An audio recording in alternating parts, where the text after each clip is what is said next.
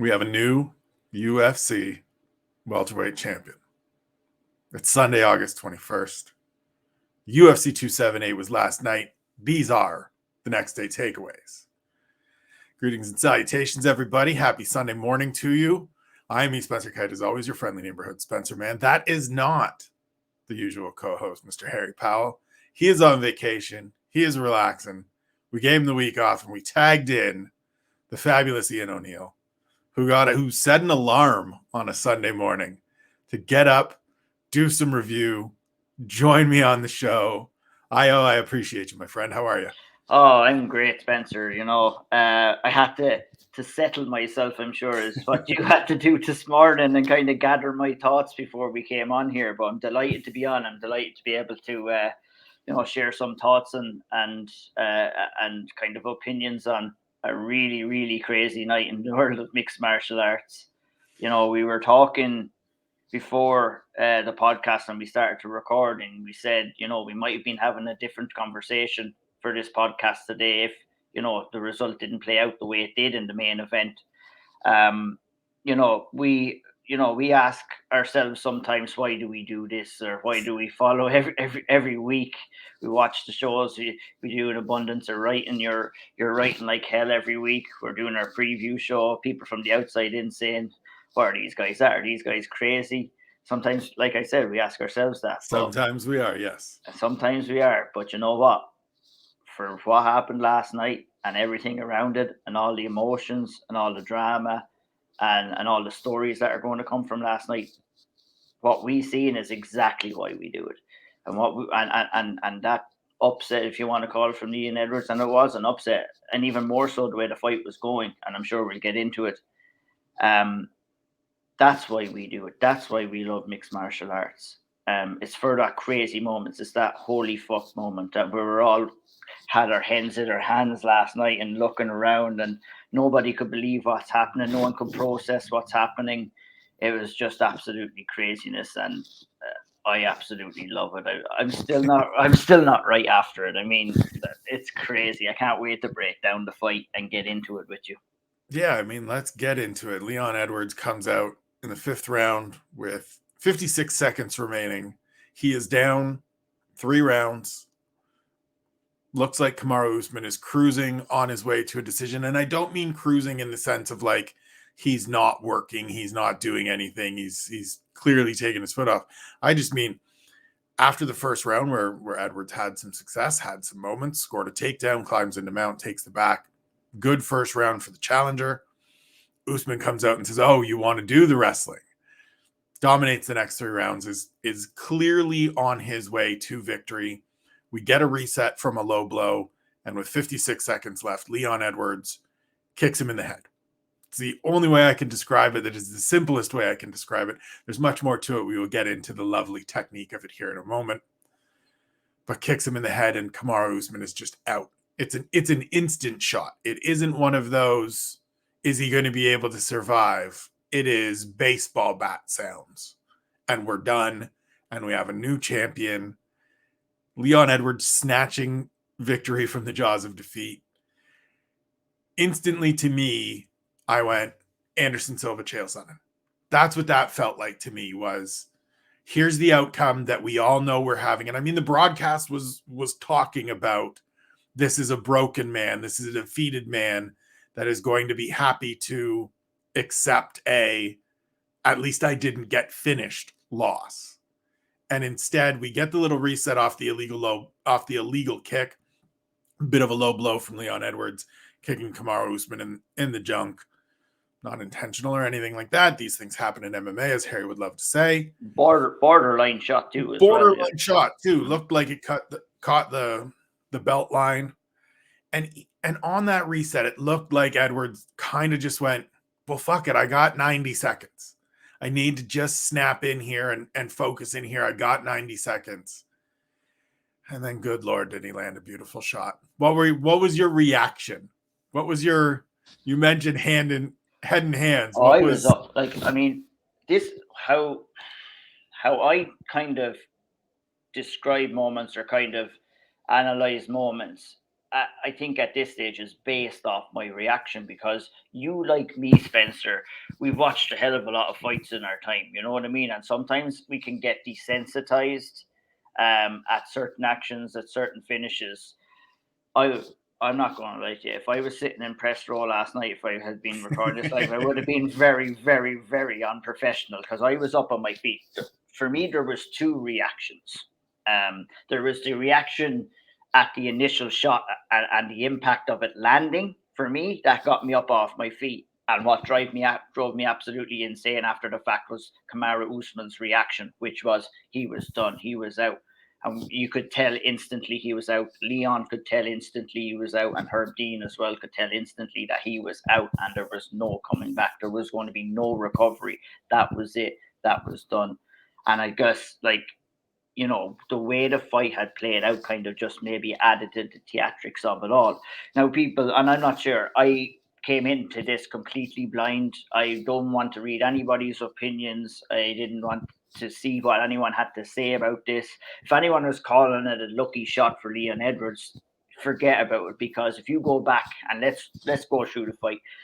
If you go back and watch the first kind of exchange of the fight when they both face off each other inside the cage for the first time, Edwards is already fainting that kick from the very first bell. So he's trying to take reads from Kamaru on where he can get that off. We've seen him use that kick before. It's lightning quick, you know, and he was obviously trying to goad Usman into that kick and to get it off, because, you know, I think at this stage, and maybe we said it on the preview, it was probably going to take something like that to get someone of Kamaru Usman's ability out of there. But, you know, he decided to throw those feints. He was looking for it earlier on. So to have the patience to remain and then to get it off in round 5 was absolutely beautiful to see. But, you know, another big question, Spencer, that we had coming into this fight was, you know, was Kamaru Usman going to be wanting to stand and bang and trade with Leon Edwards and play with fire somewhat? 90 seconds into the fight, we got the answer to that, because he was in for the double leg. He was in to try and take the fight down. And I thought Leon Edwards, you know, looking back at the fight this morning, was a lot more in this fight than I remember watching live, to be honest. Even though he was down on the scorecards. You know, I think Leon's work against the cage was very good, using a double wrist lock to try and kind of control Kamaru Usman's wrist to stop the double leg takedown. We've seen Israel Adesanya do that time and time again. And I think that Leon Edwards really impressed in the grappling department. That inside or the outside trip that he landed in round 1 as well. Not alone did it get the first takedown of Usman's career, Right. but to get the first takedown of his career and immediately to land in mount position and a really dominant position was a real kind of an exclamation mark. And, you know, that was where the message was laid down, I think, from Leon Edwards to Usman, especially in the early stages of the fight, was, you're not getting it easy tonight, man. You are not getting it easy. I'm going to fight my life out to try and get this win here. So, I mean, there were some early signs that, you know, Leon Edwards could get some confidence at the start of the fight. And, you know, I would have scored the first round for Leon. I'm not sure how you would have scored the first round for him, would you? Yeah, for sure. I mean, you move into mount, you immediately present him with the dilemma of, we can hang out here and I'll smash you in the face, or you can give up your back and I'll start hunting for chokes. Usman, of course, gives up his back, and Edwards spends the last 60 seconds kind of fishing, looking to see if he can land something, gets over the jaw, never gets under the chin, things like that. Certainly gave the round to Edwards. And the thing that was interesting to me after that round is that Usman, you saw the championship sort of presence of Kamaru Usman after that round, right? Okay, this guy came out and he goes to the corner, and Trevor Whitman for those moments is perfect, right? Just, there's no, hey, that was a bad round, we gave that one away, any of that. It's just, are we having fun? This is about building. We're going to take it to this MFer. And Kamaru Usman comes out and says, okay, you had your moment. Now here are mine. Mm-hmm. And it wasn't necessarily about, and this is a thing that I don't necessarily think people understand. And I get why it's not exciting. I get why people don't understand it, don't want to see it. but just the ability, and we'll talk about it more with Merab Dvalishvili later on in the show, just the ability to dictate that pressure and dictate that it's a presence on somebody. It's a physical like weight of them both coming at you and then weighing on you in that clinch where you're constantly stuck defending. So the takedowns may not be there and the big slams may not be there and there may not look like there's a lot of work, but that is hard, grueling work. And we saw it take its toll on Leon Edwards, who starts, I'm not going to say breaking because obviously I don't think a broken man can land that kick in the 5th round. Yeah. But like you saw him wilting, you saw him just succumbing to that presence and that pressure. And to me, it was about the pace of Usman, who trains at altitude, who has done 5 rounds. And it's not just the 5-round experience.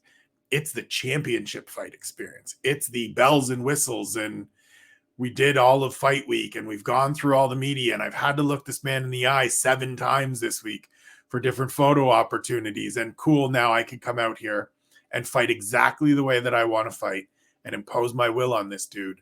And for Edwards to find it late in this fight the way he did is just amazing. It really is. And I mean, I think the broadcast kind of goes overboard a little bit as they do in that immediate reactionary moment of this is the greatest head kick ever and the greatest comeback ever. And it's part of why we do a show called The Next Day Takeaways, because it's good to sleep on these things and kind of get a little bit of, give yourself that, you know, the adrenaline's gone, the in the moment is gone, and we can think about them a little bit. But it was a hell of a kick. Unreal. Man. Like, I mean, it was a hell of a kick. It was unbelievable. Like, you know, we got to the stage in the fight where Leon was running out of answers for the questions that Usman was asking. Yep. Okay, when you go back to that first round when Leon did find himself on his back, he used the scissor sweep excellently to kind of create that space and to create that scramble. And you know, then he was able to post up and get up as well, which I thought was excellent, you know. But Kamaru Usman came back in round 2, like, solid with the jab, moving forward, was really winning that footwork battle. And, you know, that was pivotal in the way the fight was going, because when Kamaru Usman did find the ability to move forward and to land that jab, it forced Leon to move on the back foot. And then Usman was trying to get him up, get his back against the cage. And he was successful in rounds 2 and 3, where he was landing flurries, was landing good shots to the body, he was landing elbows, and then he also had that takedown in his back pocket. And it was clear to me that Usman didn't really have the confidence to kind of take Leon Edwards down in the middle of the cage. But what he wanted to do was get him backpedaling, get his ass against the cage, land those shots, and then come in with the double leg takedown. But I thought Leon did tremendously well to defend. It was in round 3 really when I felt that the wrestling was really starting to take over for Kamaru Usman. You know, he went and faked, like you excellently kind of predicted on the preview show this week. What Usman likes to do is, you know, he liked the level change, he liked to touch the knee, he liked to fake that takedown. He did that in round 3, but Leon didn't take his leg out of there at all. So right. Usman was going to oblige, of course. And he just got such an easy takedown. And at that stage, I was like, that was a little bit too easy. And, you know, in Leon's case there, he could have completely folded there and he could have completely broken. I wouldn't say that Leon, and look at the commentary team were saying it. A lot of people were saying it. That's the narrative that they're trying to set, is that Edwards was broken. I wouldn't necessarily say that he was broken. It wasn't too far away from it, but he was definitely a guy who was running out of answers for the questions that Usman was asking. And it was like, it was going to have to be something that he produced in order for him to get the win. And he just fucking did it. It was unbelievable. The corner for Leon Edwards, and, you know, you mentioned with Whitman as well, you know, did an excellent job. There was no panic. There was no stressing. It was all calm. It was all Trevor Whitman-esque cornering. And on the other side, it was all panic. It was all energy, and it needed to be right. Like Dave Lovell goes out and just gets in his ass. Yeah. Third round, 4th round, gets in his ass, and that's the thing where Dean Thomas then comes on the broadcast and says, "Look, this is the sign of a broken man. He's not looking his coach in the eye. He's ashamed." And Dave addressed that in the corner and said, "Look, stop feeling sorry for yourself. Stop being embarrassed. Like, just get out there That certainly, and I mean, I've never been in a corner. I've never had anybody shouting at me like that. I can tell you, you're going to do one of two things. You're either going to fold or you're going to still stand in there. And Leon Edwards still stood in there. Like, when I think of broken fighters, I think of guys that are actively looking for ways out. That the minute the pressure comes, they're folding up and they're going home, and they're covering up when you're like, well, that didn't seem like it landed as hard as it did. They're just looking for an exit. And he wasn't looking for exits. As you said, he didn't have a lot of answers. He felt to me like a guy that was just frustrated, that was just stymied, right? And sometimes that happens. You do all the right things in training. You have all the prep, and this other dude is just better than you. You just can't do anything with him. And that's what it felt like to me, was just like, God, this guy really is as good as everybody says and he says. What do I do? And then he did that. Yeah, and it was like, just to piggyback off the him being not broken as well. The prime example was at the start of the 5th round as well, when Usman was shooting in for that double leg again and was deep in on it. And it took a lot for Edwards to try and defend that at that time. A broken man would have accepted that takedown. Just takes it. And a broken man probably would have found his way out of there in round 5. But Edwards stayed the pace, defended the takedown, nullified it, and Herb deemed probably the most memorable separation that there ever will be, separated, and rightfully so. I think that was a justified separation, and one that I would like to see a little bit more often as well inside the octagon. But partially, if you want to call it Edwards' downfall throughout the fight, or where the fight seemed to be slipping away from him, was obviously that cardio base. The altitude at Salt Lake City seemed to be affecting all the fighters, even with the likes of Edwards and Usman, who didn't appear to be gassing, but from what we've seen on previous fights, were extremely tired going into that 5th round. Even Usman as well, his hands over Whitman in the corner, taking some deep breaths. We've not seen Usman breathe that heavy in a long, long time inside the octagon. Edwards' ability to sweep when he got taken down was gone. Obviously, the strength in his legs had kind of subsided a little bit. He was still managing to do so, but maybe more so based off that Usman was getting maybe a little bit tired as well as him. But, that kind of raw technique that he was using at the start of the fight to get back to his feet, it was kind of gone towards the end of the fight, which was understandable. It's a grueling fight. Right. And, just to pull that the way he did, and it was like what you said, when the low blow came, which was on the borderline, it must have been that little bit of a conversation with Leon to himself, saying, I have 90 seconds to go here. And he was fainting before that break. He was trying to get something off, but Usman was giving him nothing. And it's crazy to think, Spencer, one point that we focused on with Leon Edwards, kind of on the preview show, was our worry at Leon's kind of like fault at kind of switching off at times and not being fully tuned on. And I thought that, that hindered him in the Nate Diaz fight when he got rocked. And we were worried that was going to be the case here. But we were worried about the wrong person, because it was just that small little bit of loss in concentration, that little bit of tiredness creeping in, where you're going to get a little bit complacent on the feet. And we could see it before the break, and we saw it a little bit after that. Usman, in his tired nature, was circling towards the kick, was circling towards the power side of Leon Edwards, and the setup for the kick was absolutely beautiful. Yeah, it was pumping out that jab to get that right hand going. He created the illusion. He pumped out the jab, faked the jab, got Kamaru moving into his power side, faked with the left, came over with the head kick. The idea that he created in Kamaru Usman's head, that he was going to fake the jab, come in with the right hand, which got Usman trying to slip out of the way of that, came over the top with that kick, and the rest is history. And that's what it was. We witnessed history. Where were you, is the question that people will be asking themselves when Kamaru Usman run was finished by Leon Edwards. I think the drama of the fight, the the fact that he was down in the cards, the fact that everybody was counting him out before the fight and then during the fight, it just added all to the drama of the finish. And it was one and done. And so we had a new welterweight world champion, and it was unbelievable to watch. Yeah, it was absolutely incredible. Anybody that wants to throw he landed a lucky shot, go and watch the replay of the actual finish. Watch the setup. He throws out the left hand to occupy the hand. He paused with the jab, puts the left hand out there to occupy the hands, get him moving away, dips his head. Beautiful kick, same side, high kick. Just an absolutely beautiful shot. And a no doubter. One of those ones where you're just like, yep, we're done here. And he gets to celebrate, and he's the new champion. And now we've got to talk trilogy fight. Now we've got to talk, do it all over again. Leon said going into the week, and credit to him, he understood this.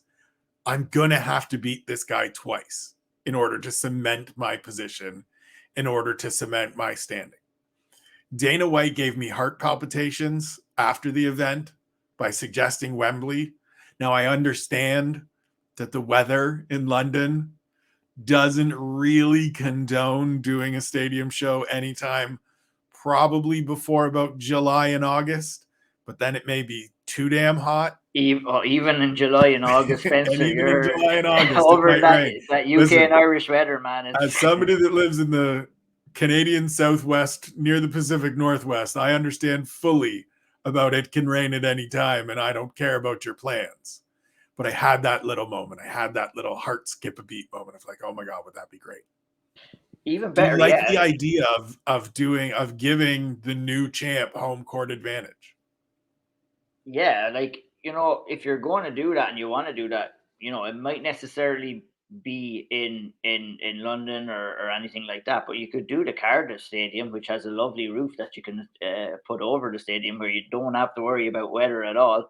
90,000 people. I'm not saying they'd fill it out or anything like that, but if you put on a good enough card, I mean, you could fill it out. I mean, there's plenty of talent there. You can just absolutely stack and put on a pay-per-view event, do the same as what you did with the Manchester show when Bisping defended against Dan Henderson. I mean, I'd love to see that too. And I think, after everything that Leon Edwards has been through, it's the least that he deserves. The road that he's had to come to get to this title shot, all the shit and all the doubt he's had to take from everybody, including myself.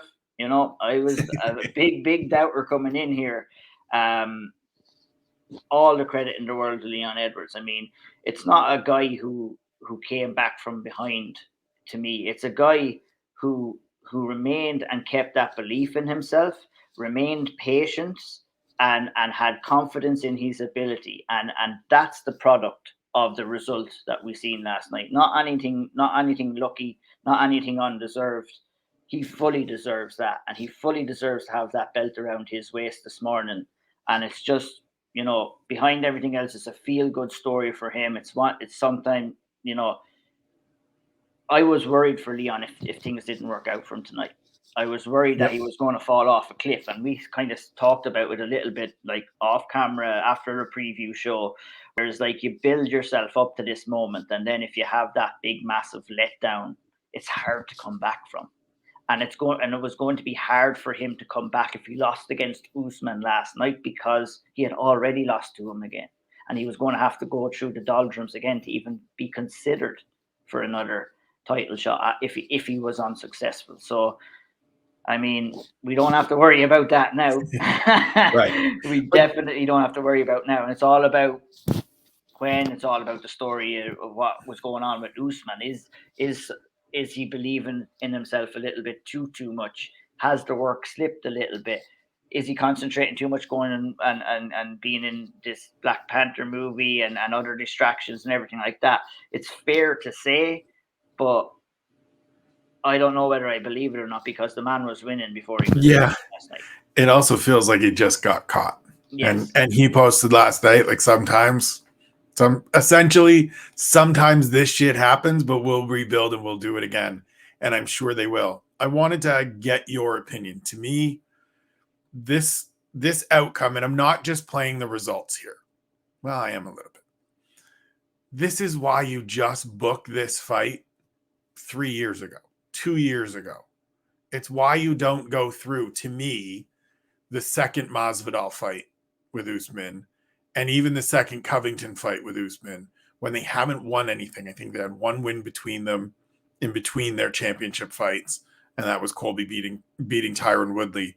Meanwhile, you have Leon Edwards sitting here, was on an 8-fight winning streak, gets the no contest with Bilal, gets the win over Diaz, had the 3 or 4 attempts to make the Chimaev fight. Like, I know that not all fights are going to play out. Like, every version of this fight isn't going to play out this way, but it was competitive throughout, and we saw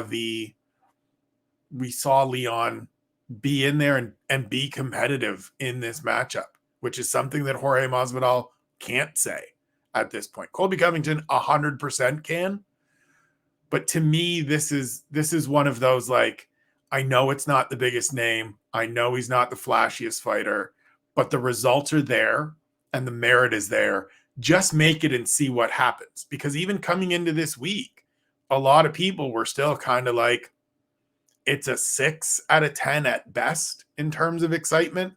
While I was over here screaming and yelling that finally my guy's getting a shot because it's been a long road and he's been waiting for 3 years. But to me, this is why you just go forward and make the fight that makes sense. It sort of fits in almost with the Valentina Shevchenko and Tyler Santos fight, right? It's just the correct next person up, and you see what happens, because sometimes we get shit like this, that now you have a trilogy fight that everybody wants to see. People are 100% in. They are counting down the days right now.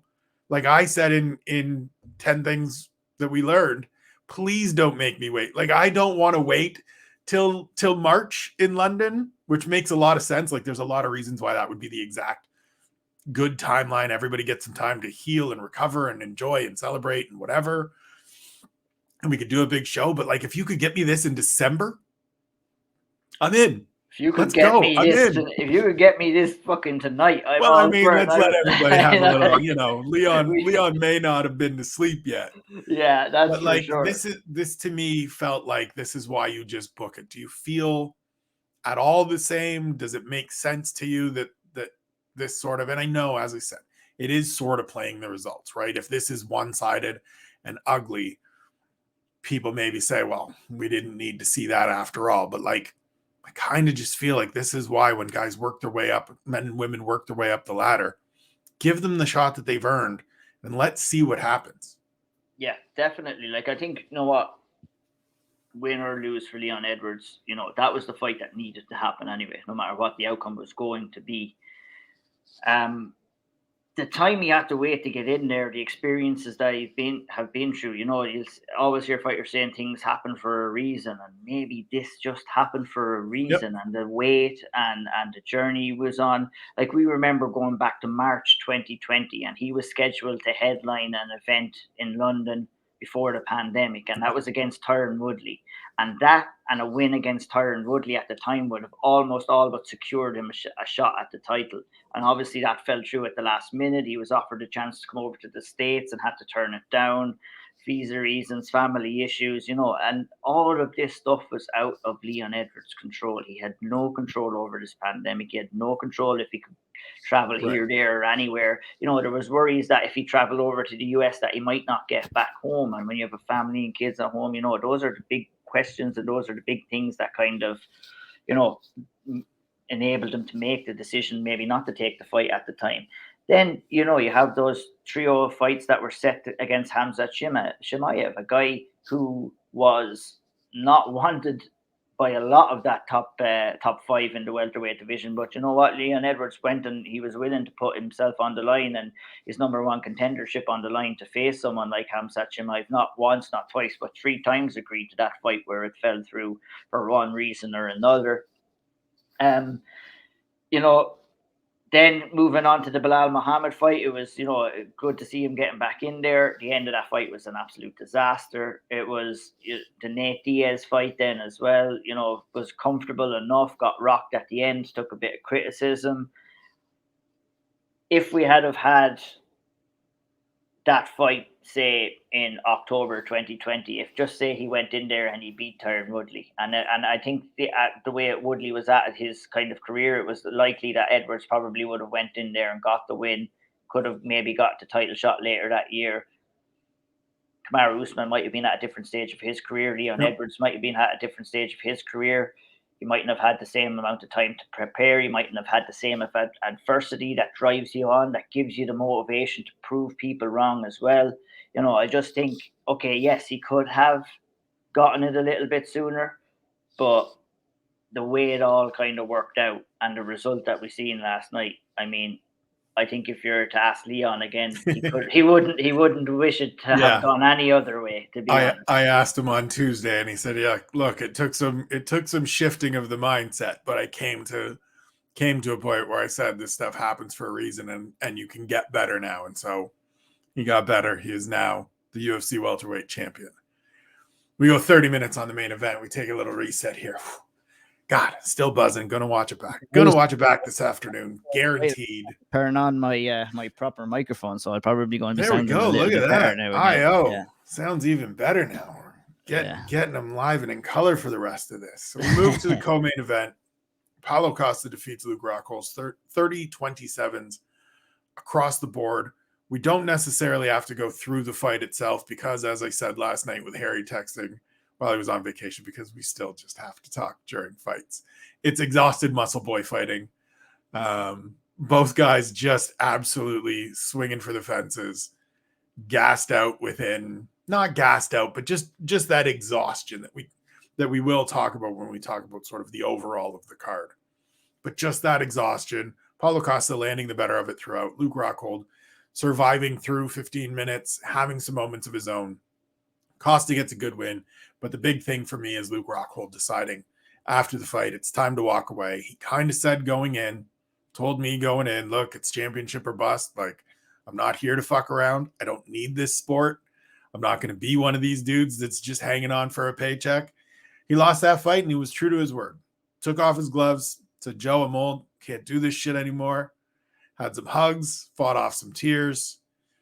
What are your, I guess, overall career assessments, overall career thoughts on Luke Rockhold, who walks away? It's a 3-fight losing streak, to end things. But where does he fit in terms of his generation, in terms of middleweights over the last, 15, 20 years that we've been paying attention to this sport?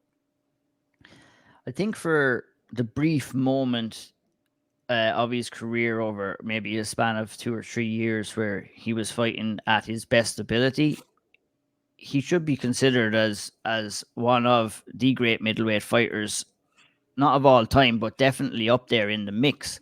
His rise through strike force was unbelievable, and coming into the UFC and facing the competition that he was forced to face as well. I mean, the absolute beatdown he put down on Chris Weidman was something that will be remembered for a long time, probably for all the wrong reasons. But to break down and to be able to do something like that against Chris Weidman, who was at the top of his abilities at that time and looked pretty much untouchable, that was a ferocious beating. The run, all first round finishes. You got Costas Philippou, who he finished with a body kick. You got the Tim Boach, who was a submission win, guillotine win over Michael Bisping, another choke win over Ryota Machida. He was going out there and he was finishing these guys. He wasn't just winning fights. And he was, without a doubt, the best middleweight in the world for that period of time, in my opinion, for that span of 2014 until he was ultimately clipped by that famous left hook from Michael Bisping when he lost his title. And it was just after that fight, then it just all fell downhill after it. It was kind of over before it started, and it was a drastic fall from grace after that, unfortunately for Luke. But he got the win against Dave Branch, a fight he should have been winning. And like you said, then his past 3 fights have all been defeats. Obviously, it was a tough knockout loss for Yoel Romero, and obviously with Yan, the move up to light heavyweight didn't go all to plan for him. Look at his farewell fight, wasn't kind of a picture perfect fight in the slightest at all. He was looking old and tired, but still dangerous and still somehow made the fight competitive for 3 fights as well. So, I mean, if you're going to go out the way he went out, this is not the worst way to go out. I mean, there's a hell of a lot worse ways that you can go out. I was going to say, I think the way this one ends and the way this one plays out sort of resets things a little bit for people with Luke Rockhold. Like it at least gives a different accounting of himself on the way out the door. Personally, I think Luke Rockhold is the best middleweight of his generation. And I don't think there's a whole lot of dispute in that. I actually kind of think he's underrated. The run in Strikeforce through to the UFC title is 14-1, and the loss is Vitor Belfort in prime TRT era, Vitor Belfort in Brazil. Everybody else, as you said, for the most part, is getting finished and getting stopped. And he walked in when he and Chris Weidman, and I covered that fight live. I covered the lead to that fight with both of them. They were at the peak of their powers. They were the two best middleweights on the planet, and they had a good friendly rivalry of let's just see which one of us is the best early 30s, good looking, can carry the flag for the UFC middleweight. And Rockhold made it clear that it's him. And yes, everything went downhill from there. Absolutely. And he is going to be one of the prototype guys we talk about going forward of things fell off a cliff and he couldn't figure out what went wrong. He went searching for answers. He got hurt. He had issues with his shin. We saw him with the sleeve on last night. Almost lost his leg, I believe, at that time. Almost lost his leg. So to even come back from that, I think, is an achievement in its own right. Like, it kind of felt like me this week, that Luke Rockhold was kind of on a little bit of a farewell tour, to be honest. Yep. And I was very harsh in my assessment of the fight. But what I was just going based off what I had seen. And I wasn't really buying into the talk of Luke Rockhold as well, who always had a good ability to kind of, talk the talk, say what he felt. Sometimes convince you that it's going to look away he thinks it's going to look. Absolutely. Yeah. And a little bit of nonsense inside and outside of those comments as well. But look at that happens. You have to have that belief. But I was worrying he was kind of get a little bit delusional in what he was thinking, and I was worried about his cut down to the middleweight. I thought that Costa, if he had connected properly, and he did connect properly early, would have put Luke Rockhold out. So, I mean, immediately into the fight, Costa landed some good heavy shots early days, and Rockhold took them. So I was like, oh, well, there's something ticked off the list. He's able to take them. He wants to be in there. It wasn't looking great maybe towards the end of the first round with a busted nose, a wide open mouth, hands on his two thighs at the end of the round. But you know what? He showed the heart, and he showed the durability, and he showed the want to be in there, and he somehow kept it competitive throughout. Now, I think this could be to the fault of Costa and the way he fought as well. I think that he didn't set up his shots all that good. He was going head hunting throughout the fight. He was throwing weird kind of energy draining techniques where he ended up tiring out then. And when you have two guys that are tired out, you throw that fight into the air because anything can happen. But our memories of Luke Rockhold, if this is it, and hopefully it is for him, won't be one of him getting starched. It'll be a good battling, grueling fight. It'll be the fuck you left hand that he throws and lands on Costa in round 3. It'll be the Tyler Durden, you don't know where I've been, Lou, wiping his blood all over his face. Yeah. All that blood over his face. That's an all-time moment inside the octagon. Like, I tweeted that last night. I mean, like, have you seen something like that before? It just kind of puts that asterisk on the lunacy of the sport overall, that, after a big grueling fight like that you just want to rub your nose blood into somebody's face. And shouts to Eric McGracken, the combat attorney on Twitter, who posted this morning asking if that should be outlawed. It's not illegal officially. He is part of the ABC Rules Committee. Asked if that should be outlawed. I voted yes, because it's just kind of gross. Actively rubbing it on somebody else. Yeah, it's not great. These things are going to happen, right? There's going to be an exchange anyways. But just pulling the Tyler Durden is a little bit much. But look, you got to do what you got to do when you're in there, I guess. And I honestly, I think, you know what? A better fighter would have probably gotten Luke Rockhold out of there last night. There would have been other fighters in there that would have put their punches together that wouldn't kind of exerted energy the way Costa did. To give Costa his credit, he did look good in the grappling department too. Many were saying that Rockhold was going to go in and take him down and dominate him, but he showed good strength, good technique early in the fight too, as well, to kind of, give Rockhold some amount of doubt and saying, well, you're not going to take me down. And I do have the ability to dominate these grappling exchanges. But two of them just got into a headhunting battle, and two of them went into kill mode. And that's when technique goes out the window. That's when sense goes out the window. And it just turned into a battle of wills and a battle of heart. And ultimately, Costa landed the bigger shots throughout the fight and definitely deserved to take the fight on the scorecards. And I think 30-27 was a fair kind of result to put down on the fight from all the judges. But the score, if you're just to read the unanimous decision 30-27, it doesn't tell the full story of the fight. There was some great exchanges. There was some good moments for Rockhold as well. But ultimately, I think he knew and we knew that he said it himself. I'm getting fucking old, man. And it's tough to go in there as an old man. Yeah. Aren't we all, Luke? You're getting old looking at it, man. And we're not even in there going through the motion. It's nuts. It's nuts. Move to the middle fight of the main card. Merab Dvalishvili pushes his winning streak to 8 with a unanimous decision win over Jose Aldo, 29-28 twice, 30-27 once. So we were all on this is like, look, as much as we're analysts, as much as we're journalists, as much as we are impartial, we all thought this was a fight that sets up well for Jose Aldo, whose takedown defense is amongst the best of all time. We saw it on Saturday. The takedown defense was there. It held up. Merab went over.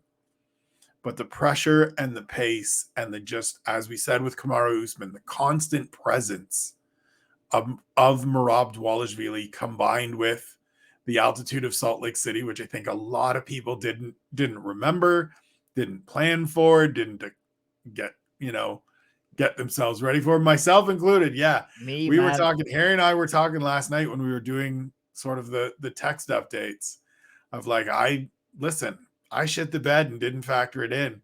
And I'm a guy that's lived in altitude before. Yeah, it was completely, I was thinking exactly the same thing last night as well. I was like, I did not factor in that Salt Lake City was at altitude and how badly it was going to affect some of these fights. And, my assessment of this fight in particular, Aldo and Dvalishvili, would have been probably a little bit different. Right. Whereas I wouldn't have been as... I think, to go back what we were on, sometimes your heart can rule your head. And I think that's what happened maybe with myself, where, I just didn't give Dvalishvili enough credit. The fact that he is also developing as a fighter as well and looking better than he has in previous fights. And I think that was on show, confident, moving around on the feet, not letting Jose Aldo get settled to get off his big shots. A lot of people will say, oh, why didn't Aldo fire off? Well, probably the altitude and his cardio was something that was on the back of his mind, but it was also Dvalishvili's movement where he wasn't settling. He was always moving laterally. He wasn't letting Aldo sit or sit down on his punches or get settled to get off his shots as well. So I think you have to give a lot of credit from Merab. Excuse me. And he was in on the legs and he was in on the hips the whole time, right? As soon as Aldo gets not points in scoring, but points as we're giving him plaudits for the performance, gets points for shutting down all of those takedowns. And that was the question that we had. We were wondering, can Aldo stop the takedown? And yes, he could. He couldn't stop the pressure. And that's the thing, right? You would see Merab get rebuffed, he'd reset, and he'd just get right back in there. And that's, as much as you want to say, well, as much as you ask as you're watching the fight, well, why isn't Aldo throwing here? And why isn't he doing more? Well, he can't really throw a whole bunch of kicks because Merab's going to catch that and put him on the ground. He threw the knee up the middle a couple of times, landed well. It's a big, powerful knee, the one that put Chad Mendes out back in the day in Rio, but it's just that constant pressure. It's just that constant presence. And I wrote last night that Merab might be the one guy in the UFC that can win a fight without landing a big strike and without taking, like, without submitting you, but just beat you with his sheer pressure and suffocate you by constantly making you work and exhausting you by forcing you to be so defensively minded and do so much work to fend off just his grappling, just his pressure on you. Because he's now won 8 straight in what we all agree is the best division in the UFC. And at a certain point, it kind of feels a little bit to me like Leon Edwards. At a certain point, you have to just go, okay, this dude is fucking for real. And it's not that Jose Aldo's getting old and only just because of the altitude, because Jose Aldo was just as old when he beat Rob Font and just as old when he beat Pedro Munoz and only a year younger when he beat Marlon Vera. That Merab Dvalishvili is very much one of these contenders in this division that is full of contenders right now. Yeah, I think that's what that was a big kind of thought that I was having to myself, watching the fight last night, processing it after, and then watching it again this morning was like, I don't want to lean down the road of Jose Aldo is not the same as he was anymore, because that's not Merab Dvalishvili's fault. And I think that you described it perfectly, is that, Merab Dvalishvili knows what he needs to do to win fights, and he's not afraid to do it. He knows what fighter he is. He knows where he's strong. His gas tank is next to none. And that showed again. He didn't in comparison to all the rest of the fighters, he looked relatively fresh at the end of that fight at altitude. He looked like he could go a couple of more rounds as well. To go 2 more rounds, he was. And I remember the commentary team the commentary team were saying, imagine this guy at 5 rounds, and we may see, a different fighter again over 5 rounds. I was impressed, Merab Dvalishvili is, in order to get what he needed to get done last night, he did have to somewhat go through a certain level of fire to do it, because Jose Aldo wasn't going to let him, it wasn't going to let him enter into the clinch or close the distance without trying to punish him. And he was showing the knee early in the fight. That was what he was doing to try and deter Dvalishvili from coming in and closing the distance. And he timed a couple of lovely knees to the body as well as Dvalishvili was coming in. But unfortunately, with a guy like Merab, he's willing to take that damage. He just doesn't care. He just doesn't give a shit. Yeah. And he did it so well. You look at this division now. Merab came into that fight at number 6, Jose Aldo at number 3. Obviously, we've got a bunch of fights in this division booked over the next couple of months. When I look at sort of trying to forecast out the landscape of what may come next kind of thing, Merab has a style that everybody's going to have a problem with it. It's not going to do him too much favors with the UFC brass. And even Dana was saying last night, he didn't do himself any favors. Yeah. And that's likely where you're going to probably see him matched a little bit more difficultly from now on. He will have the toughest road of anybody. But I also think that he also fought the guy with some of the best takedown defense in the world. Against some of these other folks, is he maybe putting them down on the second attempt or the third attempt? Does it look kind of like the Usman Edwards fight where Edwards stuffs the first couple and has some success early, but the later we go, as we're talking about this guy in a 5-round fight, does he just wear on you to where those takedowns come in the third and opportunities present themselves, or they come even easier in the fourth and opportunities present themselves?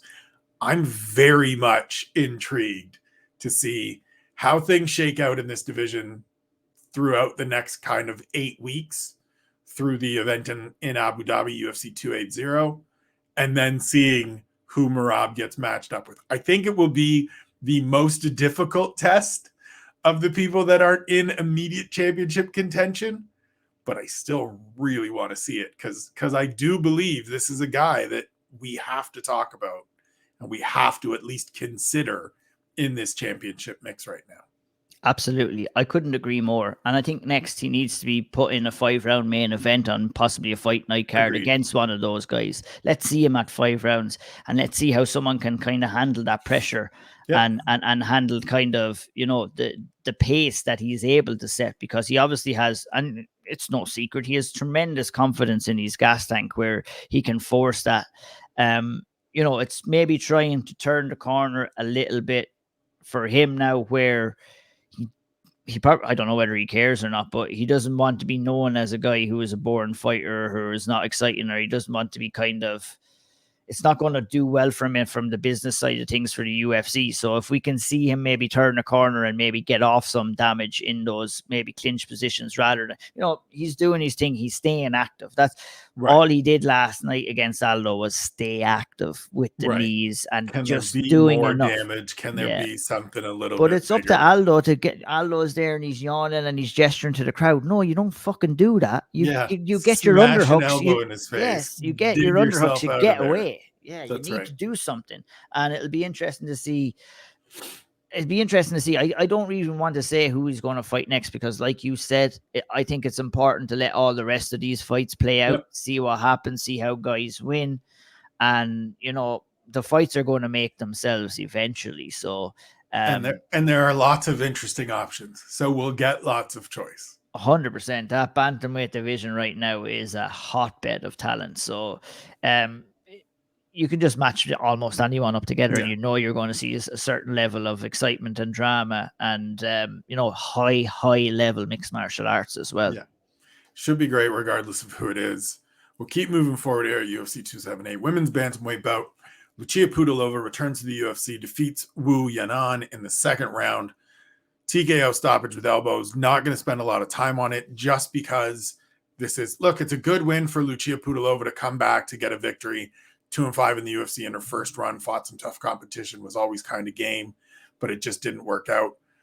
I don't want to get into too much of what it means, because she beat a fighter that is now on a 4-fight losing streak, is 1-5 in the UFC.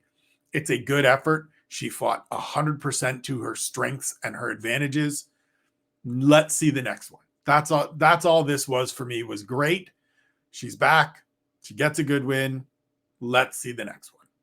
Yeah, I think Pudilova just, she kind of, you know, the question was how has her grappling progressed? You know, she's moved over to SBG over with John Kavanagh, has been doing some work over there. He was in her corner last night. Yeah. And, you know, she ticked off a couple of boxes there. But like you said, it was, I'd be of the same opinion. It was like, that's a good performance. It's noted. Landed some good shots in the striking. Got the takedown, did very little damage on top in round one. I'm wondering what it didn't go. Did it go to? It didn't even go to round two, did it? Or did it? Did go to round two. Yeah, it did go to round two. Yeah, so like that. Yeah, that was. I just checking my notes. I think in round one, when she did get into top control, there was not any damage at all. So that's why I have a note here saying that the corner advice and the corner work throughout from John Kavanagh and the rest of her team was very good in guiding her to victory. You know, John Kavanagh was the one who shouted for her to take the back. She did, moved into mount, and there was no fear of her not landing any damages in round two. Once she got off on those elbows, it was vicious.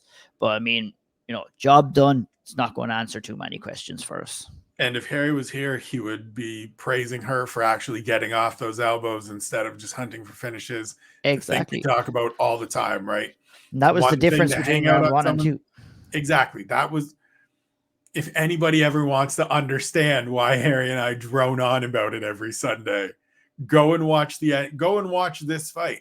Round one, she hangs out. She's not doing much.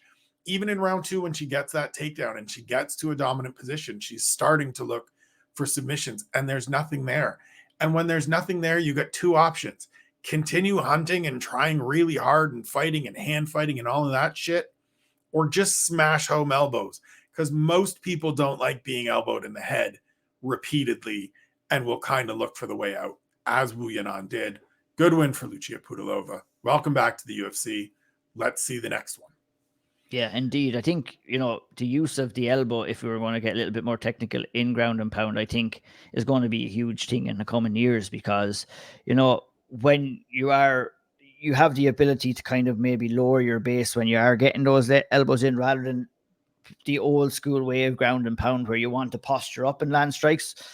That means you can create some like unnecessary space in order to sweep or anything like that. But, you know, I think Pudilova did very well to land those elbows. Also, you know, I was very impressed with her movement and her boxing on the feet as well. Never panicked anything, never rushed anything, was always just out of the way of punches, and got off a couple of nice shots in round 2 as well before the fight eventually went down and was finished. So on to the next one, as we say. Yeah, she just looks like a more mature fighter, which is understandable. She's 28 now. She's had some experience. She's gotten some stuff out of the way. We'll see how this second tour of duty continues either later this year or early next. Opening bout of the main card, Tyson Pedro runs through Harry Hunsucker TKO in 65 seconds. Look, I'm not going to spend a lot of time on the actual result itself. It went how we thought it would go. We talked about it on the preview show. You were really upset that this was booked this way. I kind of made the case for, look, I understand it. Tyson Pedro was off for 3.5 years. Let's get him one more. We've gotten him the one more. Yeah. Now my question to you is, where does Tyson Pedro fit in this division? What do you want to see for him next, given these 2 dominant wins this year? I think it's time to make a serious move into the light heavyweight division for Tyson Pedro. I call this a hit job on the preview show, and that's exactly what it was. 100%. Yeah, it was a hit job. And, look, he went out there. My notes for this fight was the easiest notes that I take. This is all my notes says. Pure domination by Pedro. A jab, lovely teep to the body, lovely finish. Job done. He got in there. He got to experience it. He has a 2-fight win streak now, coming back off a long layoff. Now it's time to get into the business ends of things. I'm looking at someone like Jimmy Crute. Let's have a southern hemisphere battle, maybe in Melbourne early next year. That's what I'd be looking at for Tyson Pedro. Crute is now ranked at 15 in the light heavyweight division. I think that it's a good, solid test. You could even look at someone like Dustin Jacoby as well as another good test. I'm looking at 14, 15 in the rankings. That's where Tyson Pedro should be looking at next. I can't remember if he called out anyone or if he's looking to fight any of that kind of competition, but I'm sure he's looking for a step up in competition for his next fight, because his last 2 fights were more so one-sided and easy, and he's happy to be in there, feel the mat on his feet, get the wins, get your win bonuses. But now it's time for top 15 competition, in my opinion. What are you thinking? First and foremost, this is how you get yourself invited back every time Harry needs a break, by answering questions that I hadn't even fully prompted, going straight to the rankings and giving me absolute names right away. So well done, Ian. I'm in the same boat. I pulled up the rankings. I said, okay, who's the bottom third in the top 15? Who are those names? And it's Nikita Krylov, it's Johnny Walker, Ryan Spann, who's booked, and then Dustin Jacoby and Jimmy Crute. I like the Jacoby matchup. He's a guy that's on a undefeated streak since coming back to the UFC. He's a veteran guy. He's a kickboxer that's going to be willing to stand in there with you. It's, to me, the right amount of risk without it being too much of a big step, right? The thing with Tyson Pedro for me when he started was that light heavyweight wasn't as, and I can't believe I'm using this word to describe light heavyweight, deep as it is now. You would win 2 fights and then you'd get thrown in with somebody where it's above your head. And that's what happened with him, right? Wins his first 2, Khalil Roundtree, Paul Craig, gets thrown in with Ilir Latifi, and Latifi's like, yeah, you're not ready for this. Come on, man. I ride horses bare-chested. I got you all day. And then he wins 1, and then it's somebody else that beats him. And then it's Shogun that beats him. And then it's the time off. I think we're at a point now where it doesn't have to be okay, and all of a sudden you're facing a former title challenger. All of a sudden you're in there with, Dom Reyes or somebody like that. Doesn't have to be Volkan Oezdemir next. It can be Dustin Jacoby, who's also in a let's see where he really fits kind of mold. I like the timeline. First and foremost, he'll be heading to Paris in a couple of weeks to hang out with his brother-in-law, Tai Tuivasa. But it's a good win, keeps him moving forward, and we move forward as well. To the prelims, the final bout of the prelims, Marcin Tybura gets a majority decision over Alexandr Romanov, 29-28 twice, and a 28-28 draw from one official. First loss for Alexandr Romanov, very good win for Marcin Tybura.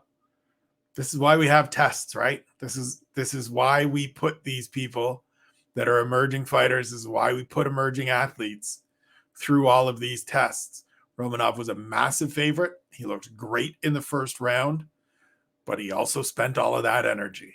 And Tybura, being a veteran, was just like, great, I'll hang out here. Yeah, this sucks, but I'll be here in round 2, and I'll be here in round 3, and gets the victory. What were your thoughts? What you said are pretty much my thoughts exactly as well, to be honest, but I'll try and sugarcoat it a different way. Like you said, you're putting in a guy like Romanov, who is undefeated, in with a guy like Tybura exactly for what we seen for last night. Proper tests. The competition that Romanov would have fought previously likely would not have gotten out of round 1, to be honest. Romanov was super dominant there. The fight kind of reminded me of what way I was kind of thinking for the co-main event of last week between Onama and Landwehr as well, whereas that sometimes you'll face these tests and you won't have the answer for what you're dealt with because you're just dealing with a different level of competition, especially when you come into the UFC. Now, this can happen in an unranked fight. It can happen in a fight outside the top 10, and it can happen in a championship level fight. It's just sometimes you're just faced with a different level of competitor that you have not faced before, and you just haven't had the experience to know how to deal with what you have to deal with. And I think this is the case for Alexandr Romanov last night, where he got in, he got dominant in the grappling exchanges. He almost got the fight finished. I believe, I didn't get the chance to watch that back this morning, but I do believe that Herb was, or whoever the ref was at that time, was looking closely at certain times of that fight. And, it was Tybura's kind of willingness to move and just to do enough at that time that probably saved them from getting stopped. But Tybura came through that fire in round 1 and kind of asserted his game plan into round 2. It's a simple analogy of this, and I can guarantee you that this is what Alexandr Romanov was thinking coming out to round 2. He was like, holy shit, I've given a good lot to this fella, and he's still here, and he's still on his toes, and he's still coming forward. And that's what Tybura did in rounds 2 and rounds 3. And my legs feel heavy, and my arms feel heavy, and my lungs are fucking burning. He's like, this has worked for me before. Why isn't it working now? Well, that's, like you said, that's the test that we're looking for these fighters, and, he'll have answered a couple of questions about himself and for us as well. Whereas that he just needs a little bit more work, I think, in these situations. I think his decision to kind of make it a striking fight in round 3 was one that he'll regret, I think, for a long time. Probably down to tiredness, probably down to the altitude, but at least maybe attempt to open it up on the feet. At the start of round 3, he's coming in doing the alley shuffle and everything like that. And then at the end of round fucking 3, he's struggling to get his hands up to protect his chin. So it's like, those are the little things that I'm saying, but that's all down to experience. He's going to learn a lot from that. As the fight was ending, he ended up on his back. I mean, there was loads of things that he'll need to be looking at. Maybe coming in a little bit lighter might be a thing for him, so that he doesn't have to carry around his weight all that much, which will help him kind of with his cardio coming towards the later rounds of the fight. The thing I was thinking is that first round, as dominant as it is, and as much as you love to see somebody be that dominant, you also don't need to lift a 260-pound man into the sky and 100%. Slam him to the ground repeatedly, right? Like there were 3 instances where he just hoists Marcin Tybura up into the air, and 2 of them, he scoops him over and slams him to the mat. If you can get him down by minimize some of that expenditure, you're in a better position. And that's the thing that we've seen from loads of fighters over the years, loads of grapplers. Let me get this to where I want it to be with the least effort possible. So if I can just get in and get a body lock and hit a trip, that works just as well as me scooping this dude into the air and slamming him to the ground. Now, it maybe doesn't have the same visual impact with referees and officials and, the crowd. It doesn't get the same pop that you get from slamming him to the canvas. But you might land in the same kind of position and you're still going to have a little more energy. Exactly. And those are the things that you just learn as you're starting to face tough old veteran bastards like Marcin Tybura, that are going to hang around and be like, yeah, fine, punch me. It's fine. I've been literally the only guy on the card that had been to Salt Lake City before for a fight. So he comes through, gets the win. It's a learning opportunity for Romanov. We'll see what happens. Lightweights, Jared Gordon gets a unanimous decision win over Leo Santos, 30-27s across the board. Kind of just a fight that will not spend a ton of time on. I liked the bodywork of Jared Gordon. He did good things to get inside and get this to where he needed to be successful. I think some of this comes down to age. Some of this comes down to prep. Some of this comes down to just Jared Gordon being a more well-rounded fighter and a more still hanging on to the tail end of his prime fighter than the 42-year-old. It's so maddening to me. We talk about Leo Santos being so old, and I'm older than Leo Santos. I know, and I hang my head in shame. And unfortunately for Leonardo Santos, he did look a little bit old last night. Yep. And both fighters coming into this at the start were a little bit reluctant to get off their strikes. They both were trying to counter each other. And I think Jared Gordon made a decision about 2 or 3 minutes into the fight that he was going to take the lead and he was going to be first. And I think that's the best decision that he made all fight. Landed some good body work. Landed some good flurries towards the end of round 1, and that kind of set the pace for the rest of the fight. Really, he got the confidence that he was quicker than Santos on the feet. He got the confidence that Santos was unable to hurt him, and he just put that pressure on for the rest of the fight and got off his shots. I think there was a double cage grab by Jared in the second round that kind of cost Santos. There were a couple cage grabs by Jared Gordon that were a little dicey, and it was funny. I don't know if you listened with the comms on last night. I did for the first time in a while. And DC had a couple moments throughout the night where it was like, but they changed the fight so much. And it's like, dude, we've been yelling about this for years. Welcome to the club. Welcome to the party. And it was Herb Dean, I believe, in the main event that kind of handled a situation like that, really, where resetting. And we need to see more of that. Obviously, first of all, we need to fucking see the cage grabs, and you need to be on top of that if you're a referee as well. And there was 2 of them in a row. There was 2 chances he had there as well. And you know what? If Santos had have got the fight down and finished on top, that was a close round. It could have gave him the confidence to bring into round 3 and get the job done as well. But, he offered very little in round 3 going into there. And Gordon was the one who ended up getting the takedown in round 3 and landing some good ground and pound. Just maybe I'm curious to get your opinion on this. Something that I said last night.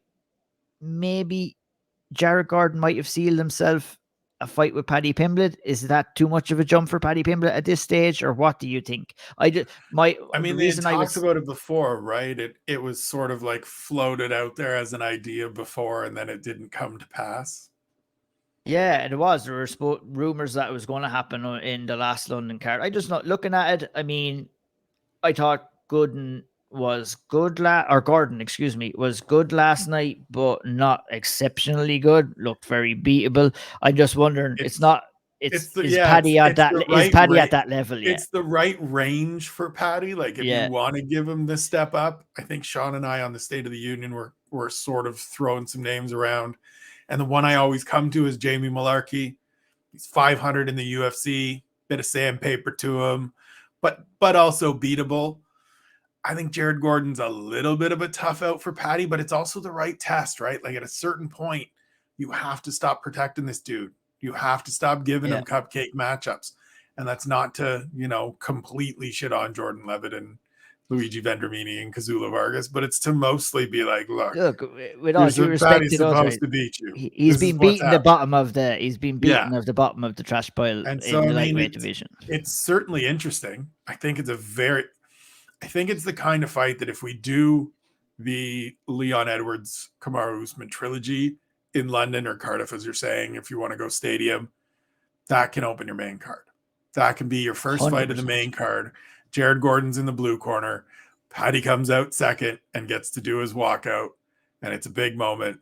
And it's a test, right? It gives everybody the opportunity to see, is this kid for real? Yeah, and it's a good story for Gordon, it's a good story as well. His story alone, coming back from addiction, battling back from all the stuff that he's had to battle back in his career so far. It's a story that the UFC can tell. It's a story that Paddy can kind of come in on as well. And I'm sure, there'll be plenty of talk and this and that after the fight, but I can guarantee you there'll be utmost respect from the two of those guys. And I'm thinking of all kinds of scenarios when I'm kind of wanting this fight. And I'm also thinking about Gordon getting in there and getting the job done. And you know what? Paddy can still leave that fight as a winner if he handled the loss well and gave Jared Gordon his props for coming back and doing all of this. But it's the type of fight that if it's not the next for Paddy, it'd be something along those lines to fight after. It's no so more than 2 fights away. Yeah, 100%. But look at good, fair play to Gordon. It was a good performance last night against Santos, who looked a shadow of his former self, to be honest, in there. And we might not see him too much more inside the octagon, unfortunately for him. Shifting to the featherweight division, a fight that this is all the reaction I can give you. May I take the famous words of your partner in crime here, Mr. Harry Powell, and just say number one for this fight is fuck weight cutting. Because yes, that is certainly part of it. So what we're talking about is the featherweight Sean Woodson and Lucie Saldana fight to a split draw, the rare split draw. 29-27 each way, and then 28-28. This fight, man, my takeaway that I wrote about last night was just terrible fight IQ from Lucie Saldana. Shocking.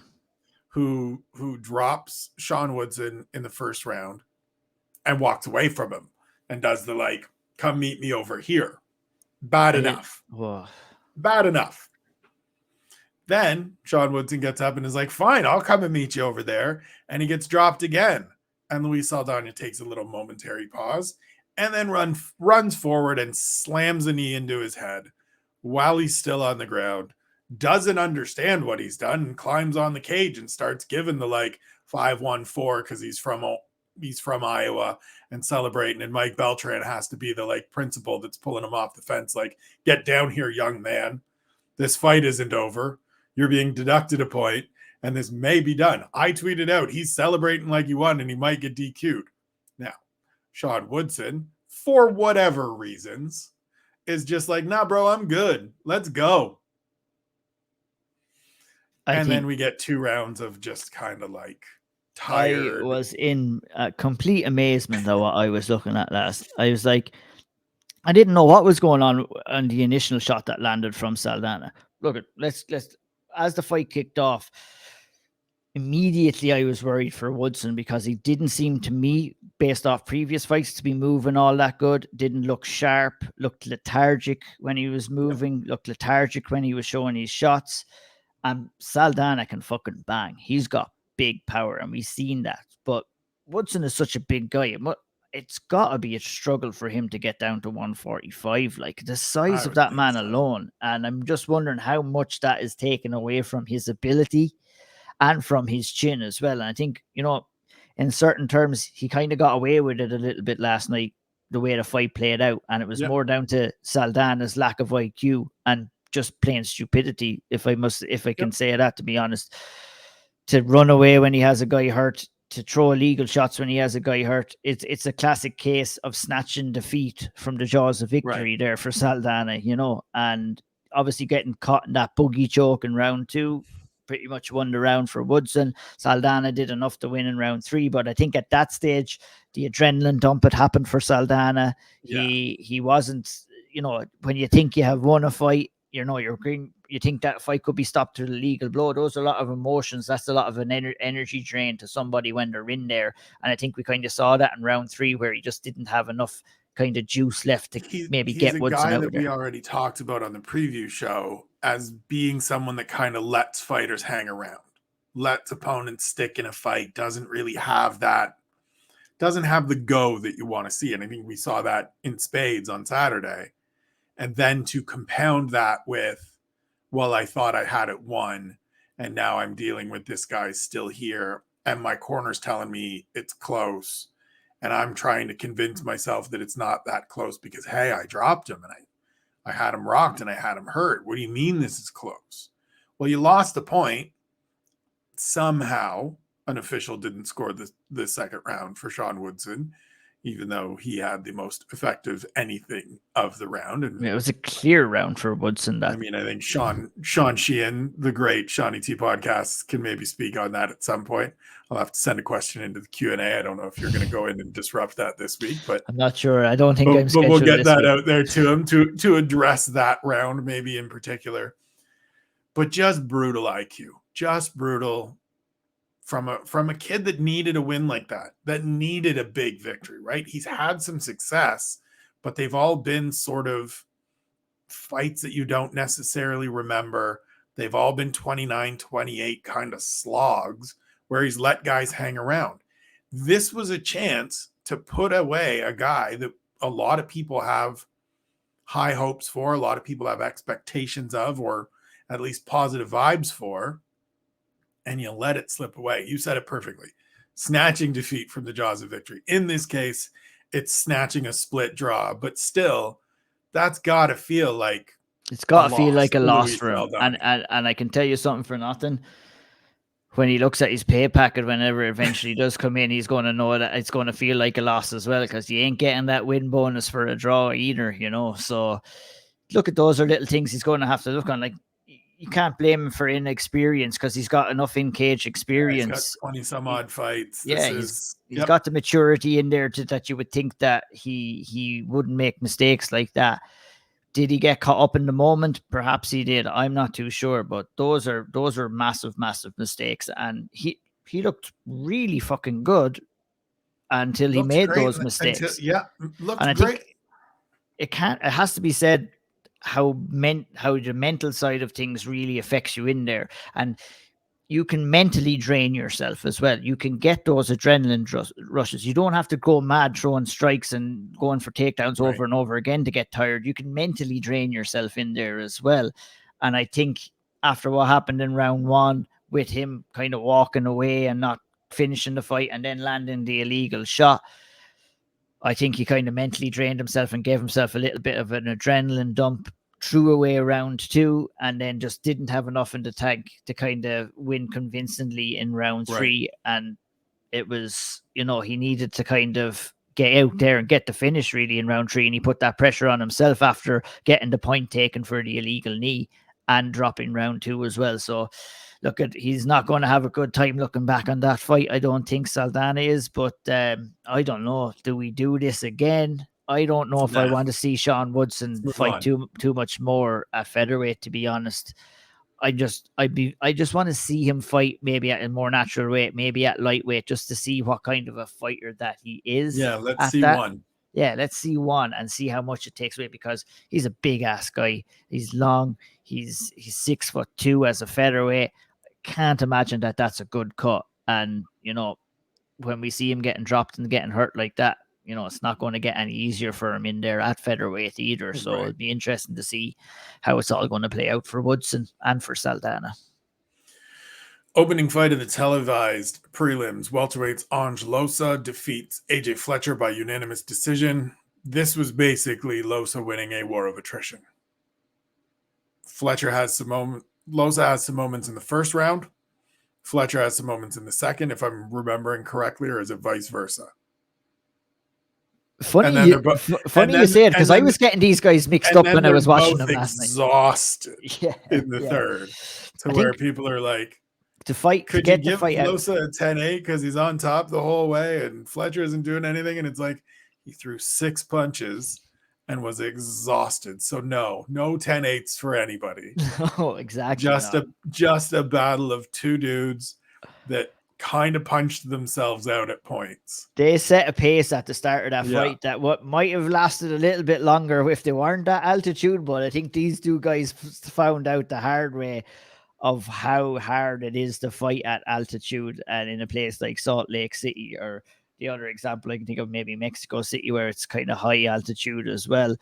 They set a serious pace and were just simply unable to kind of keep to that pace. Loosa came the closest to kind of finishing the fight.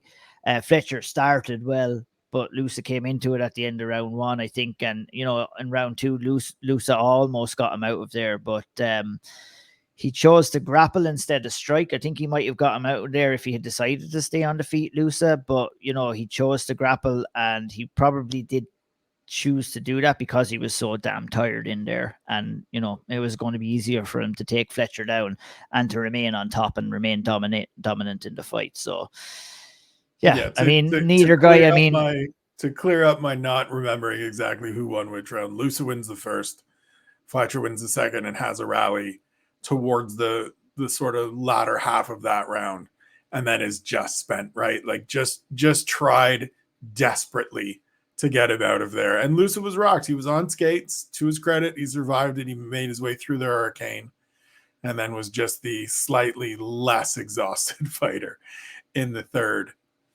The one thing that's interesting to me, so I cover the Contender Series for the UFC website. I've covered, I think, literally every episode, just about every episode, or I miss one a year because I go on a little vacation.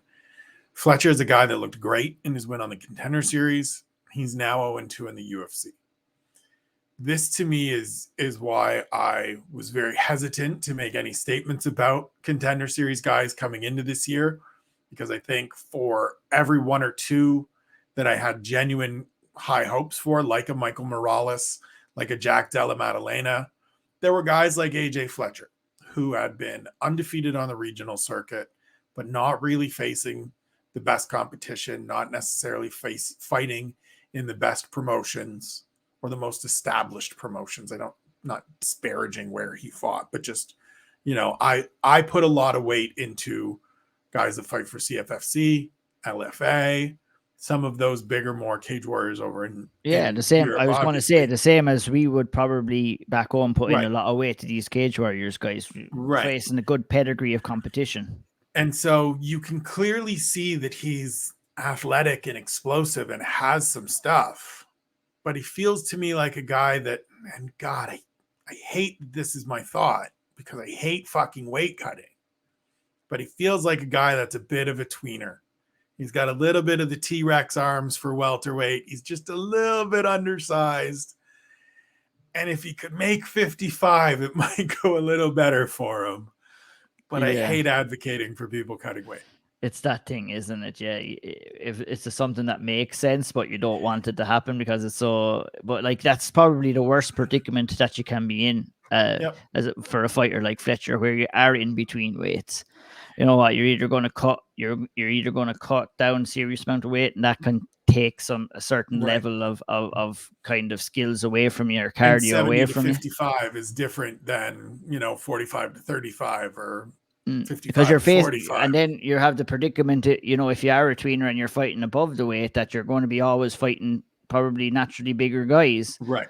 And it's going to cost you cardio and significantly bigger than him huge, on Saturday. And it's a predicament. I mean, he's going to have to figure out himself, because I think more so than anything else, you're definitely not going to get away with doing that inside the UFC. And unfortunately, it hasn't worked out that well for Fletcher so far. So hopefully he can figure it out. But, not a big fan of weight cutting myself, but it might be something that he might need to look at for future UFC fights. Move to the early prelims.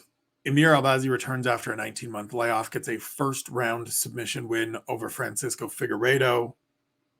Look, we were all high on him coming into this. We were all looking forward to seeing this, finally seeing him back.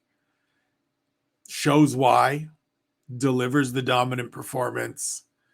Cuts a good promo afterwards. He's already ranked in the top 15 from his first two wins.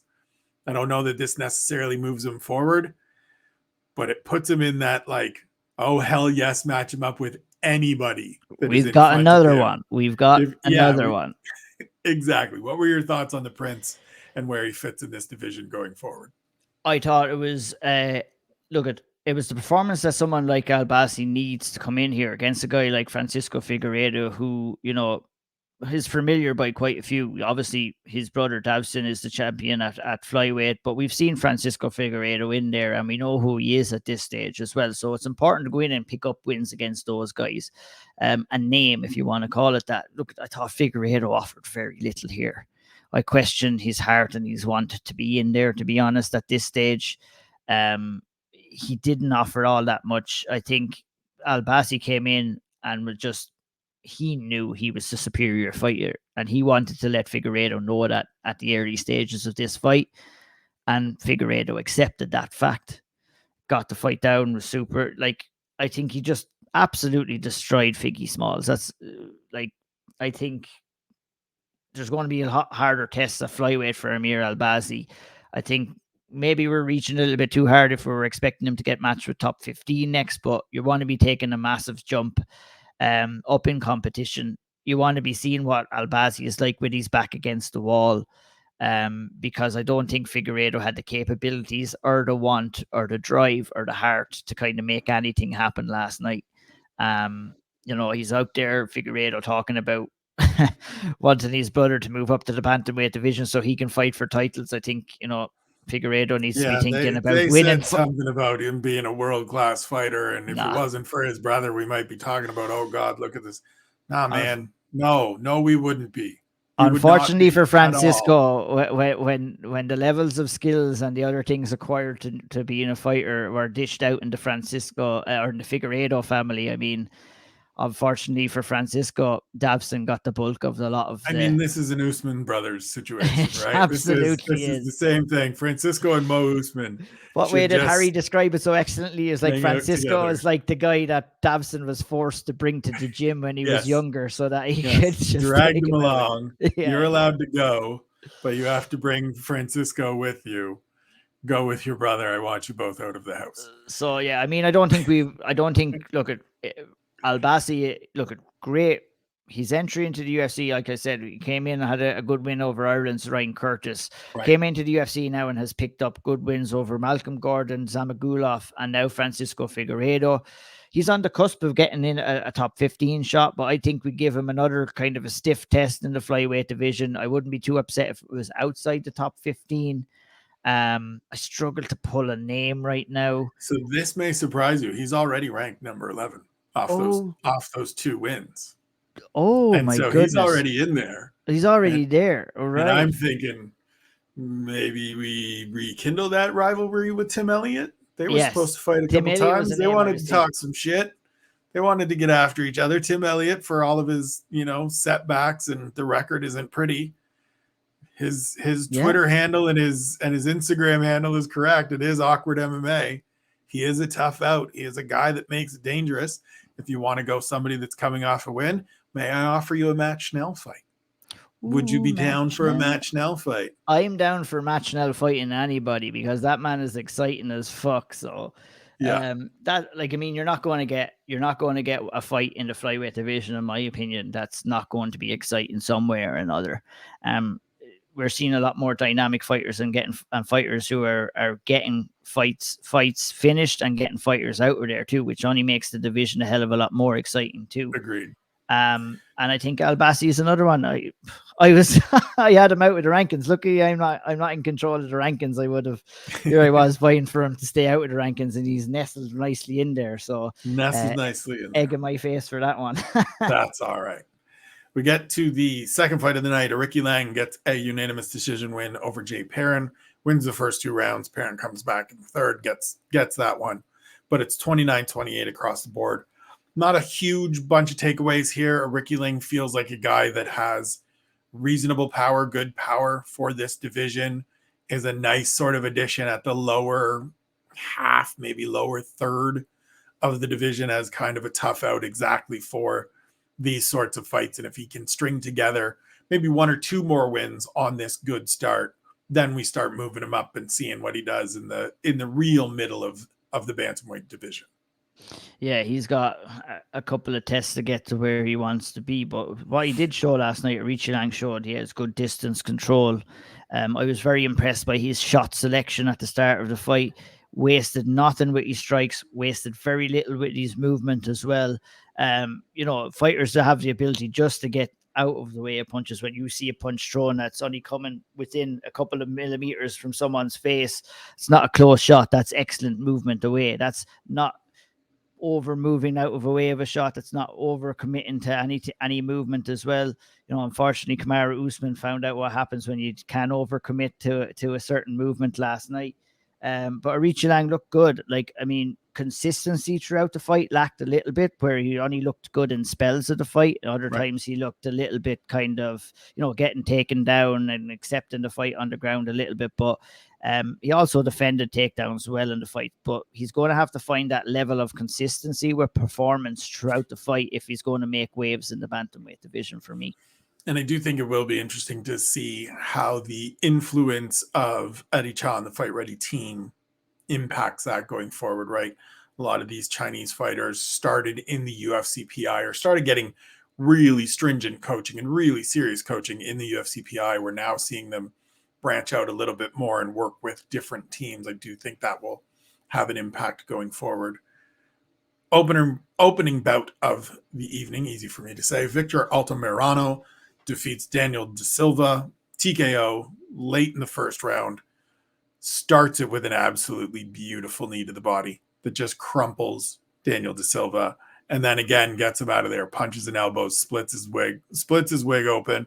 Probably could have been stopped a little bit earlier. Felt a little bit like a regional ref kind of wanting to not get shit for stopping it too soon in his first UFC assignment. A good win for Altamirano, who dropped a split decision in his debut. A third straight loss for Daniel Da Silva. It's another interesting, all right, let me see more fighter in the flyweight division for us to consider. Yeah, absolutely. He looked vicious. The wild exchange from the both of them at the start. It was like, yo, let's get going. Now we're getting warmed up. We're not no feeling out. time. Yeah, we're not feeling out here. That's good. But yeah, no, I think, it kind of fell into Altamirano's hands a little bit, that, and where Da Silva was getting a little bit sloppy in the exchange, just left himself open to the knee to the body. Was the beginning of the end, really. Altamirano showed good killer instinct to get there, get the job done. Just a very impressive performance. A guy who's on my radar as well, but maybe I could use my description of Albazi to kind of maybe describe Altamirano and say, let's give him someone maybe a little bit further up, but outside the top 15 and see how he does. But good performance last night, and it was a good start to the card as well. So overall, I mean, maybe just talk about the card overall. I think, like I said, we would have had probably a little bit of a different conversation, because I think without the magic of the main event and what happened in the main event, this card kind of lacked a bit of excitement. It lacked a little bit of jeopardy. And probably I would have been complaining about it not being a good card or not being a good pay-per-view card. I think for me, I'm a guy who will buy every single pay-per-view every month. So I feel, if I'm going to spend my hard-earned money the same as the casual fan base or same as anyone who wants to spend their money to watch the pay-per-views, I think it does allow us to be a little bit more kind of strenuous in how we assess the card, and how good or bad it is, or if we got value for money. And I think up until around 4 minutes of round 5, I was thinking that, yeah, we didn't really get that great value for money. But that was until Leon Edwards unleashed a holy hell of a kick and flatlined Kamaru Usman. And suddenly we had just witnessed history. So I think that was important for the event. It was important for the card. And, it left us with a shit ton of questions that are going to be answered down the line as well, which is pretty exciting as well. It did. And talking as we said about sort of the overall of the card, the one sort of thing I would say, and I know Dana said afterwards that he'd really like to be back in Salt Lake City next year.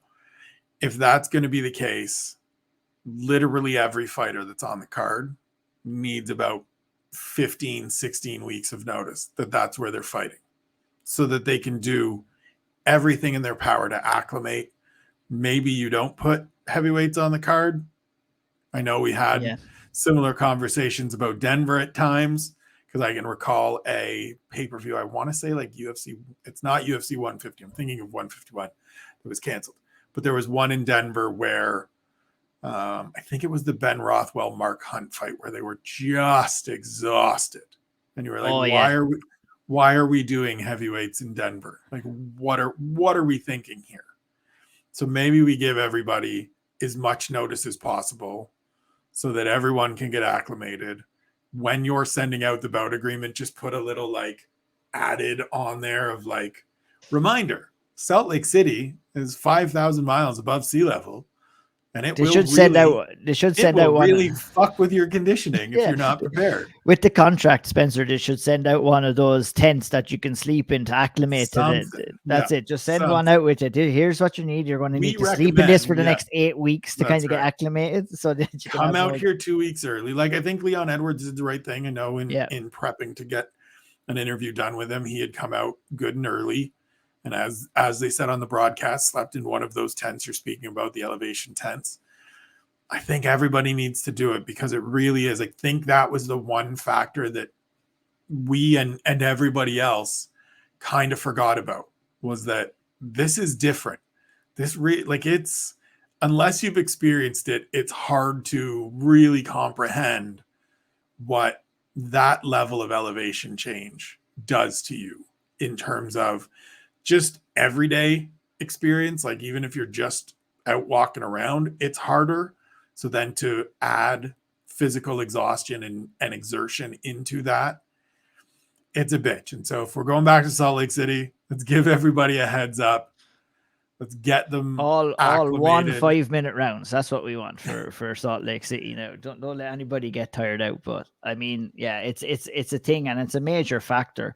You know, Dana kind of said, "Oh, you have to deal with that when you go to Vegas. You have to deal with that when you go here or there." But it's dealing with heat in rather than dealing with fighting at elevation is completely different, in my opinion. You know, when the air is not there for you to take in and to recover, and when you're not used to that, and when you have not experienced that before, it's quite scary when you're in there as well. Like, I've been in there and training and been out of breath, not due to lack of air that's coming in due to the elevation where I'm at, but just being tired from working hard. And it's not a nice feeling to be in there and tired. And then it must be even harder when you've put the work in and it's not translating over to the cage due to the elevation. It's just that inability to get that oxygen into your lungs to kind of help you recover. And we've seen it with a bunch of fighters last night. It's something that needs to be kind of taken account of for when we're having these events. There certainly are climate considerations that have to be taken into account no matter where you're fighting. One, I think that's something that the UFC should address with those athletes as they're sending out contracts and say, like, look, here's what Abu Dhabi is like at all times. Here's what it's like in Vegas. I mean, I've been to Vegas a bunch of times. It's a bitch. It's hotter than holy hell there. It's hotter than holy hell, and you just do anything, and it's like, it's not like, you know, terrible air out there, but it's not great either when you're fighting on the strip and you're, you know. It's like, look, the proof is in the pudding, and we've seen time and time again, you know, fights that are held at a higher elevation and above sea level has a detrimental effect on some of the athletes that are going in there to fight. So yeah, Dana White can say, oh yeah, you have to adjust to Vegas and you have to just here. Well, we've seen a ton of fights in Vegas where fighters haven't appeared to be as affected with those conditions in comparison to, say, somewhere like Denver or Mexico City, or like we seen last night. You should want to do everything in your power to allow those men and women to be at their optimum on fight night. It only makes for a better event and better returns for you. And so our recommendation, if anybody from the UFC catches this episode of the Next Day Takeaways, is give everybody as long as they can to prep for Salt Lake City or any fight at elevation or inclement climate, let's call it that, and do everything in your power to make sure that they are at their best when they do step in the cage. That's it for recapping the show. Before we get out of here, Ian, please let everybody know where they can follow all of your good work, all the things you do. I say it every time. I can't believe we got to the end of the show, and it's the first time I've said, go subscribe to the Patreon. Severe MMA puts out the best content week to week, in my opinion, in the business. I don't say it just because they all come on the show with me and because they let me on their shows every once in a while. It gets you covered top to bottom, from grassroots to the biggest fights in the world. And it's constant. It's always showing up in your inbox. It's always showing up in your Patreon feed. Go and spend the couple of quid that it is to get the boys feed. It is well worth it. Indeed it is. You know, you can find all of my stuff over at severemma.com. A lot of the podcasts on the Severe MMA Patreon. Obviously, you do the preview show with me that goes live every Thursday on YouTube. I also have, if you're interested in more regional kind of podcast, the Owl Triangle, which is solely focused on Irish MMA, from amateurs to mid-level pros to high-level pros. We cover it all for Irish MMA on the Owl Triangle. And, you know, it's important to do that, get into it at grassroots, but also it's great to, you know, come in and talk about the sport at the highest level too. And it was such a pleasure to get to speak with you about it and to do the preview show with you every week as well. It's just a real pleasure. And, you know, I kind of felt, I'm glad I got the opportunity. It kind of felt like a therapy session to where we could come in here and we could break down what we went through last night and share our thoughts. And I actually, you know, answered a few questions, and I feel a hell of a lot better than I did coming in, where I was just like, why do I exist? Why am I here? What happened last night after seeing what we've seen? Because that was a moment in time that's going to take a little bit to get over to, and get over kind of the way we think about it and our thoughts, and to process what happened and what's next. But I think we got off to a good start here as well. I know that you will have plenty of more stuff this week on your keyboard Kimura as well, that I'm looking forward to reading and everything like that. But appreciate you asking me on. You know, it's a tough job to fill the boots of Mr. Powell. He does such a great job here every week, but I had a great time, and hopefully we can do it again. We've got the banner made now, and so whenever Harry's out, you're getting the call. You're only an hour ahead of me time wise, so this works out. You know, putting it together bright and early. Great way to start a Sunday. Great way to start a Sunday morning. I'll get this all uploading. Go have some brunch on my back deck with my wife and a cup of coffee. As you said, we're a little clearer now on what happened at UFC 278. We've got some of those ideas out of our heads. We don't have to spend the rest of the day walking around going, man, how did that happen? And I wish I could talk to somebody about it. Yeah, that's why we do the next. We didn't want to be like the Pablo Escobar. I don't know that meme and from Narcos where he's on the swing on his own, just looking down and swinging over and back. That if I hadn't got on to talk to you this morning, that's probably what my Sunday would have looked like, because I'm just processing all these thoughts in my head. But well, I'm glad to have spared you a solitary swing moment on Saturday. As Ian said, go follow all of his work over at Twitter at @IO'Neil. Follow me as always at Spencer Kite. All the stuff is there. Thank you for following us. Thank you for subscribing. Thank you for leaving all your comments that have pushed me. Ian is one of the people that has pushed me to do more audio and video as well, splitting them into two so that he can listen while he's at work, so that the YouTube feed doesn't constantly keep pausing and making him log back in. So we got you covered. The audio of this will be up on the newsletter. The video will be up on the YouTube channel. That's the way we're going to break things down for all of this kind of AV content. There will probably be more of it because Harry continues to push me to do more of it and has more ideas that he keeps throwing at me. Shouts to Harry and Imogen. Enjoy your vacation. Thank you, everybody, for tuning in. We love you. We appreciate you. Take care of yourselves. Be good to one another. And we'll talk to you next week.